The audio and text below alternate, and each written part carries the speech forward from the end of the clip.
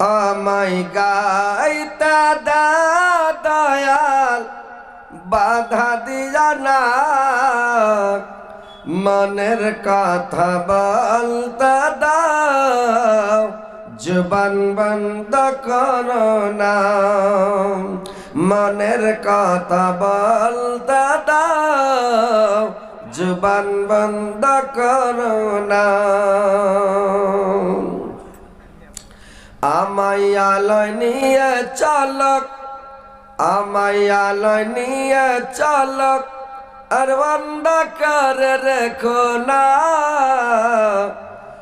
আমায় গাইতে দাও দয়াল বাধা দিও না মনের কথা বলতে দাও জবান বন্ধ করো না মনের কথা বলতে দাও জবান বন্ধ করো না অন্ধকার রইল যারাক অন্ধকার রইল যারাক দয় কল হারালো তারা হেদায়েত দিয়া গো মাওলা হেদায়েত দিয়া গো মাওলা আর গুমরাহি তে খোনা আমায় গাইতে দাও দয়াল বাধা দিও না মনের কথা বলতে দাও জবান বন্ধ করো না মনের কথা বলতে দাও জবান বন্ধ করো না হাসরের মাঠে খাড়ো করবে যখন আমল নামা দিবে তখন হাসরের মাঠে খাড়ো করবে যখন আমল নামা দিবে তখন রহমান নাম আল্লাহ তোমার রহমান নাম আল্লাহ তোমার বাম হাতে দিও না আমায় গাইতে দাও দয়াল বাধা দিও না মনের কথা বলতে দাও জবান বন্ধ করো না মনের কথা বলতে দাও জবান বন্ধ করো না জাহান্নাম হাজির করবে যখন মানুষ বেহোশ হইবে তখন জাহান্নাম হাজির করবে যখন মানুষ হোশহারা হইবে তখন রহিম নাম আল্লাহ তোমার রহিম নাম আল্লাহ তোমার জাহান্নামে দিও না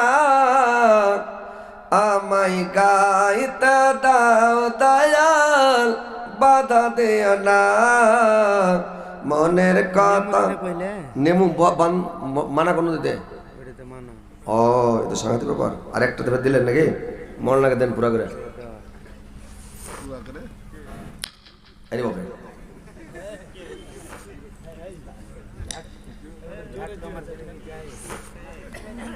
গরমের চোটে ঝাটকা মারছে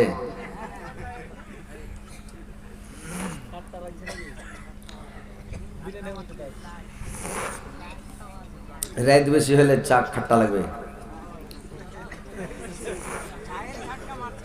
চায়ে ঝাটকা মারছে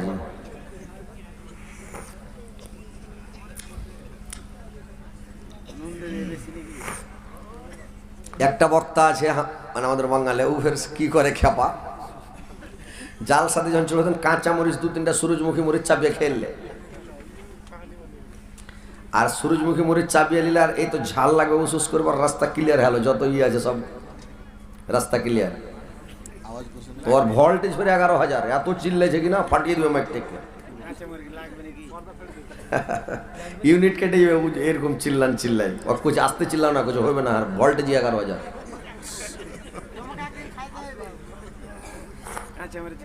একদিন খেয়েছিলাম একটা এই জেনারেটরের স্টার্ট বন্ধ করে দিয়েছিলাম সেক্রেটারি বলছে মাদ্রাসার যে যদি জেনারেটরের স্টার্ট বন্ধ করে দিতে পারো তো 1000 টাকা বাইরে করে থুয়ে দিলে, খালি বন্ধ করে দাও। একদম ধরলাম, এমন যেন একটা গাজালের টান ধরলাম কিনা, এক খিটারে ভাট ভাট ভাট করে বসিয়ে দিলাম জেনারেটারকে, বন্ধ করে দিলাম। এখন পারবো না ভাই, বুড়া হয়ে গেছি, তখন চ্যাংলা ছিল। এটা বন্ধ করা যাবে না, ওয়াকে বন্ধ করতে হারি তারটার ছিঁড়ে শেষ।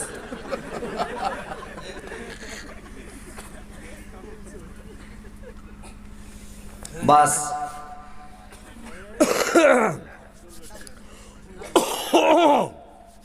এইবার রাজধানী এক্সপ্রেস পিক আপ ধরে টাইনা একদম ধরে লিজে বন্দে ভারতের মতন চলবে, চো চো চো চো করে একবারে। কোনো জায়গায় চাক্কা ঠেকাবো, কোনো জায়গায় ঠেকাবো না, উড়ে যাবে করে।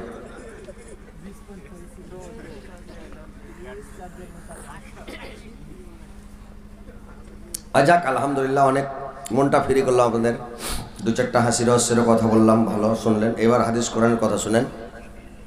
ফায়াউমাইজিন লা ইয়াসআলু আন জামবে ইনসান ওয়ালা জান, আমি জিন আর ইনসানকে কোনো প্রশ্নই করব না। ইয়ারাফুল মুজরিমুনা বিসিমাহুম ফায়াখাজু বিন নাওয়াসি ওয়াল আকদাম, তাদের চিহ্ন দ্বারাই চিনা যাবে, তাদেরকে চিনতে পারা যাবে যে এরা অপরাধী, এরা গুনাহগার, এরা পাপিষ্ঠ, এরা মুজরিম, এদেরকে দেখেই চিনা যাবে। জাহান্নামের ফেরেশতা কপ কপ করে ধরে নিবে, আর ধরে নিয়ে চুলের ঝুটি ধরা আর ট্যাং ধরা লাড্ডু করে, যেটা জাহান্নামের কমান্ডার হযরত মালিক আলাইহিস সালাম, ওর হাতের তেলাটাতে 60,000 লোক কাটবে রে ভাই। এত তাগড়া ফেরেশতা, এত উঁচা ফেরেশতা, এত ভয়ানক ফেরেশতা, তো ধরবে আর জাহান্নামে ফেলবে। আল্লাহ পাক আবার কোরআনে অন্য জায়গাতে বললেন, ফাওয়া রাব্বিকা লা নাসআলান্নাহুম আজমাইন, আমি অবশ্যই অবশ্যই আমার বান্দাকে আমি কিয়ামতের দিন প্রশ্ন করব। আম্মা কানু ইয়ামালুন, আমি তাদের আমল সম্পর্কে জিজ্ঞাসা করব। আল্লাহ এইভাবে জিজ্ঞাসা করবে না রে ভাই। আরে খেপা, তুই নামাজ কেন পড়িস নি, তুই রোজা কেন করিস নি, তুই হজ কেন করিস নি, তুই যাকাত কেন দিস নি, তুই ভালো কাজ কেন করিস নি, এটা কেন করিস নি, ওইটা কেন করিস নি। এই কথাটা যদি আল্লাহ বলে, আরে খেপা তুই নামাজ কেন পড়িস নি, লোকটা 14টা খালি অজুহাত দিবে। আল্লাহ নামাজ পড়তে পারিনি, পেটের ব্যথা, কেউ বলবে পায়ের ব্যথা, হাঁটুর ব্যথা, মাঞ্জার ব্যথা, পারিনি, বা আমার এরকম পড়া হয়নি, মানে ও তো অজুহাতের শেষ থাকবে না। আল্লাহ প্রশ্ন করবেন, ডাকা নিবে। আল্লাহ বলছেন, ফাওয়া রাব্বিকা লা নাসআলান্নাহুম আজমাইন, আমি অবশ্যই অবশ্যই তাকে প্রশ্ন করব। আম্মা কানু ইয়ামালুন, তার আমল সম্পর্কে জিজ্ঞাসা করব। একটা শহীদ কারীকে ডাকা হবে রে ভাই। শহীদ কারীকে ডেকে বলবেন, বুখারী শরীফের হাদিস, শহীদ কারীকে ডাকানো হবে, ডেকে জিজ্ঞাসা করবে শহীদ কারীকে, আচ্ছা তুমি বলো তো, তুমি পৃথিবীতে কি কাজ করেছো, তুমি কি কাজ করে শহীদ হয়েছ? বললে, আল্লাহ আমি তোমাকে সন্তুষ্ট করার জন্য, খুশি করার জন্য, রাজি করার জন্য তোমার হস্তে জিহাদ করে আল্লাহ আমি শহীদ হয়ে গেছি। আল্লাহ বলবেন, এটা মিথ্যা কথা, তুমি আমাকে খুশি করার জন্য জিহাদ করনি, যুদ্ধ করনি, শহীদ হওনি। তুমি জিহাদ করেছো, শহীদ হয়েছো কেন জানো? তোমাকে লোক বীর বলবে, যোদ্ধা বলবে, পাহুলমান বলবে, তুমি পাহুলমানে দেখিয়েছ, পৃথিবীতে শক্তি দেখেছ, আমার শক্তি খুব, আমার তাকত খুব, আমি যুদ্ধে লড়ব, আর যুদ্ধে লড়তে লড়তে শহীদ হয়ে যাব। ইতিহাসে আমার প্রমাণ থাকবে যে খুব বীর পাহুলমান ছিল। তোমার মনে একটা উদ্দেশ্য ছিল যে আমার বীর বলে, পাহুলমান বলে একটা প্রমাণ থাকবে, এই বলে তুমি লড়াই করেছো, তুমি আমাকে সন্তুষ্ট করার জন্য তুমি শহীদ হওনি। ফেরেশতাকে বলবে, খপ করে ধরে নাও, ওখানে চালা করার ক্ষমতাই থাকবে না, এমন একটা আপনার ভুল ধরে নেবে কিয়ামতের দিন। আল্লাহ এই ভুলটা করেছিলে কেন? কেন কথার উত্তর আছে ভাই, কথা বলেন, কেন কথার উত্তর আছে? তুমি ওখানে গেছিলা কেন? বলে এমনি গেছিলাম। তুমি গেলা কেন? বলে একটু দরকার ছিল। কেন গেলা তুমি? একটাই কথা, কেন কথার কোনো উত্তর আছে? কোনো উত্তর নাই পৃথিবীতে। কেন কথার উত্তর নাই। আল্লাহর সামনে কোনো মায়ের লাল কিয়ামতের দিন চালাই করতে পারবে না, কথাই বলতে পারবে না। আল্লাহ যদি বলে দেয় তুমি এই কাজটা করেছিলে কেন, বিনা এজেন্টে বিনা অর্ডারে, আল্লাহর বিনা অর্ডারে কেউ কথাই বলতে পারবে না। সিরিফ মোহাম্মদ সাল্লাল্লাহু আলাইহি সাল্লাম ছাড়া কোনো লোক কেউ কথা বলতে পারবে না আল্লাহর সামনে। সবাই তারা তারা তারা তারা নাফসি নাফসি, আল্লাহ কি হবে, সবাই কেউ কথা বলতে পারবে না। তো জিজ্ঞাসা করবে, একে ধরো জাহান্নামে ফেলো, শহীদ কারি গেলে জাহান্নামে ফেলে দেওয়া হবে।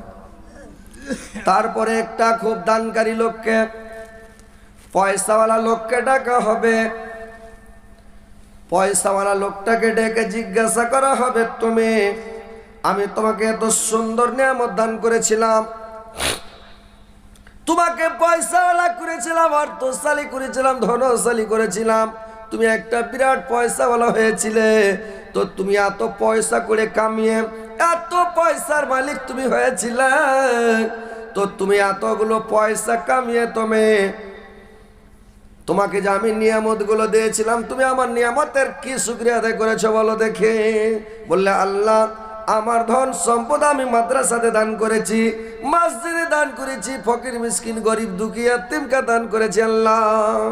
আল্লাহ বলবে, এটাও মিথ্যা কথা, এটাও মিথ্যা কথা। বললে, কেন?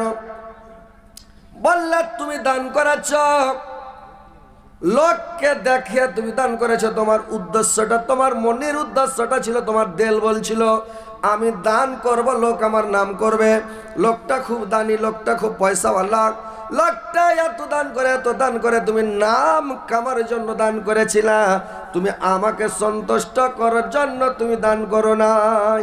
লোকটা লাজবাব। আল্লাহ বলবে ফেরেশতাদেরকে ধরো, ফেলো জাহান্নামে, লিও, টানো, লে যাবে, ধরে লে জাহান্নামে ফেলে দেবে রে ভাই। আবার একটা আলেমকে ডাকা হবে, একটা মুলবি সাহেবকে ডাকা হবে, বলবে শোনো, তোমাকে আমি নিয়ামত দান করেছিলাম, তোমাকে আমি ইলম দান করেছিলাম, তুমি ইলম শিক্ষা করার পরে তোমার ইলমটাকে কোন পথে ব্যয় করেছো, কি কাজে লাগিয়েছো তুমি বললো। বলবে, আল্লাহ আমি তোমার পথে লাগিয়েছিলাম, তোমার পথে আমি মানে সারাটা জীবন আমি তোমার পথে ব্যয় করেছি, জীবনটা আমার ইলম গুলোকে আল্লাহ তোমার পথে ব্যয় করেছি।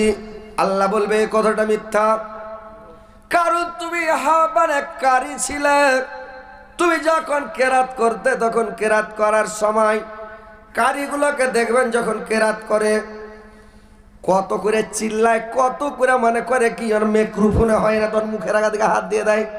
বাংলাদেশের কারিগুলোকে দেখছেন কত চিৎকার করছে, যেটা আফ্রিকার কারি, কালো কারিটা আফ্রিকার, এখন বিশ্বের মধ্যে ওই কালো কালো আফ্রিকার লোকটা কারিটা, এখন আমার মন বলছে যে মনে হয় বিশ্বের মধ্যে ওই এখন মনে হয় যে বেশি দম ধরে কেরাত করতে পারছে, এত কেরাত করছে যে মনে হয়েছে যে ওরে বাপরে বাপরে,